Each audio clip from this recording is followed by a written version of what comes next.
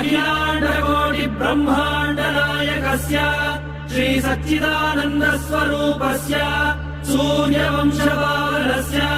श्रीमदिक्ष्वाकुकुलवंशोद्भवस्य Shri रघुमहाराजवर्मणः प्रपौत्राय अजमहाराजवर्मणः पौत्राय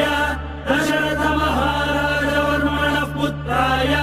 चक्रवर्ति सार्वभौमाय Shri Mahavishnu अवतारभूताय Bharatkhand आत्मस्वरूपाय